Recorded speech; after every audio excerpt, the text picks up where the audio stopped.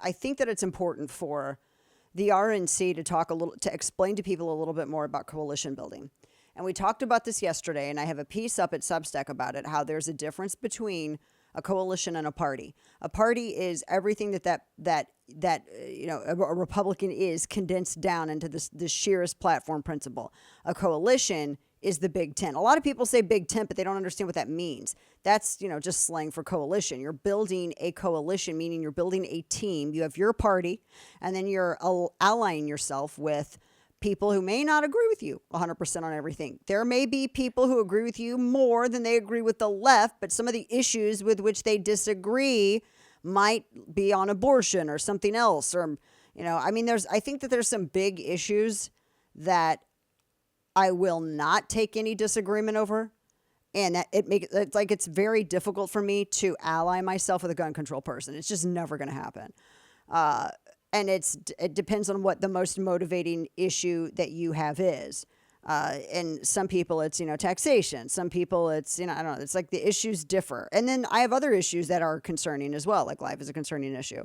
There wasn't any mention of firearms or Second Amendment in the RNC platform. Now that could be just oversight, or it could be because it's not an issue that's ranking, as a major issue for voters going into this election cycle. But that being said, we got some Supreme Court cases coming up next term that are going to be supremely important. So to me, it seems like a bit of a loss to not have that covered, to not have that affirmed or mentioned in the platform. But a lot of people are saying, oh, my goodness, and we're going to talk to Joel Berry with Babylon Bee about this coming up in our third hour. People are saying, well, there's not so much an emphasis on, Christianity, and they cited abortion because the language has been modified. I mean, it is a more moderate platform compared to previous convention platforms. That much is inarguable. But it also could be because, and I'm not excusing, I'm analyzing this. It could be because the RNC is looking to use this convention as a coalition exercise, a coalition building exercise, which if that's the case, I think a lot of this confusion and arguing could be solved by them just actually clarifying that and being clear on that. And they're not, and that's a major problem. That's a messaging problem if they're not doing that. You had Amber Rose who gave a speech on the RNC stage, and a lot of people were mad. They're like, oh, this porn star that has an OnlyFans and, is a stripper, and she founded the slut walk and all this other stuff. I get the argument from people that this is someone who is there to reach out and bring more eyeballs from the non-traditional Republican voter perspective. And I think that is a legitimate thing to acknowledge. But as I said the other day, not prefacing her appearance as we're building a coalition has made people think, oh my gosh, she's like representative of the RNC now. And even though she said, and I'm not defending her, and I don't agree with her on a lot, but even though she said to the contrary, the other thing that I actually thought was more concerning than Amber Rose was that Sean O'Brien guy, the Teamsters guy. I don't know if you heard some of the stuff that he said. He's talking about some serious big government stuff. He went after capitalists. He used the language of the left, talking about, big corporations and all this other stuff. And I heard some of those remarks and I thought, my gosh, I can't believe that that's on stage at the RNC. That's the thing that got me, because what she said hers was more about, this is what I agree with. And then the Sean O'Brien guy came out on stage and was saying that too, but then used a lot of this language of the left. And I know that there were people in that audience that were like kind of looking around at each other because you can see it on camera. There were lawmakers who were like that too. That was concerning to me. And I realized that they're trying to coalition build, but to assure their base, the RNC has got to do a better job of clarifying that in messaging. You can't have a mess, because now you you have the people who are hardcore Republicans. They don't go to conventions, but they got questions and they're arguing over a lot of this stuff. Now, there was also a lot of a huge blow up about Harmeet Dillon, who's been on the program before. A lot of people who are mad at her for she's a Sikh Republican, S-I-K-H, and she's Indian American. She led a prayer at the RNC, and people were mad because she was giving like a Sikh prayer. and she had a shawl, and she was, giving this prayer, and she's a religious liberty lawyer. And a lot of people thought they said that that's satanic, and, because she had said one of her phrases was, the one true God and all of this, which you have to understand with the Sikh religion, as I understand it, they think everyone has the same God, so they're not being discriminatory by excluding, the Christian doctrine, etc. I think a lot of people might be reading a lot in that, but I didn't have a problem with her doing that.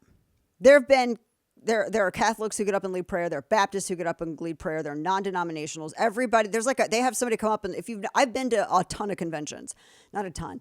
I've been to like 4 or 5 conventions, and they always have people like multiple times throughout the day, at different points when people are speaking. Someone goes up and leads a prayer before lunch. Someone goes up and leads a prayer before the evening ceremony. They open it with a prayer, and it's an opportunity for all of these different faiths represented in the Republican Party to come out, which is what people need to remember. The Republican Party is not your church. Your church is your church. Your pastor is your pastor. Your politician isn't your pastor. The president isn't your pastor. That's not saying that you don't expect them to have high standards, but don't treat it like the church, because it is, you have a church. Stop making people shepherds that are not shepherds. Number one. Number two, like I said, I had no problem with, they've had like Jewish leaders go up and offer prayer. I mean, that is not unusual at a convention. I just don't know why people are mad about it right now. That's been happening at conventions forever. You have to remember that, like America, the Republican Party is a multi-ethnic entity. It's an entity of many different faiths that come together on policy positions, some of which are the result of cultural moves, but they're policy positions. It's pluralistic.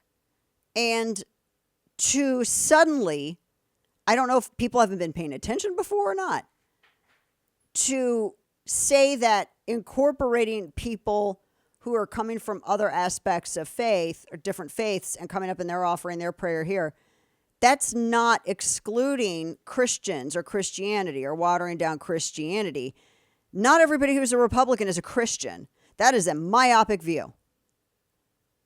And it's one that the left tries to promote. So I don't know why anyone on the right is trying to carry that banner. The Republican Party is not just a bunch of Baptists that get together and treat this as like the Second Baptist Convention. It's not what this is.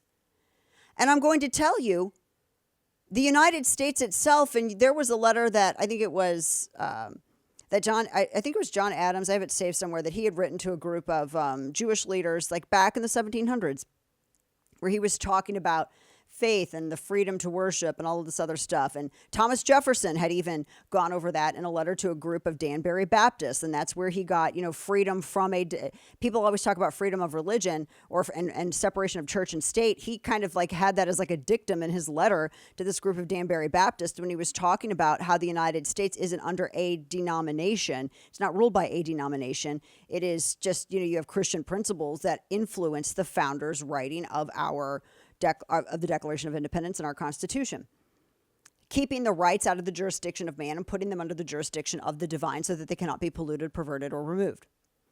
That being said, you got to build a coalition if you want to win, and you have to realize the United States is a melting pot.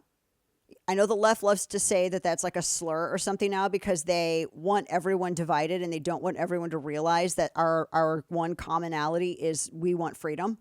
So they try to keep everybody focused on all this other identity politic nonsense. But, the way that it is that the United States is a giant melting pot. So it makes sense that our party would reflect that. The party is about policy and it's about coming together. How can we enact policy and remain free through policy that we are enacting? And that's the purpose of this convention, is figuring out the best people to go forward, getting what the ideals are going forward for that election cycle, etc.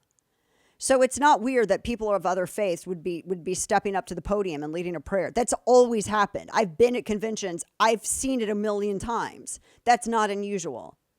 And it's reflective of the pluralistic society in which we live. And it also shows, I think, how diverse the Republican Party is, how diverse the right is, that the left and the media never want to give them credit for. People, I thought it was weird to that point. I thought it was weird that everyone was making such a big deal about Amber Rose being black or being biracial and speaking at the RNC. Well, my gosh, you had Mark Robinson speaking at the RNC. You had John James speaking at the RNC. You had Tim Scott. They all spoke the same night. You had Tim Scott speaking at the RNC. The party and the right do not get credit for the diversity that it already has.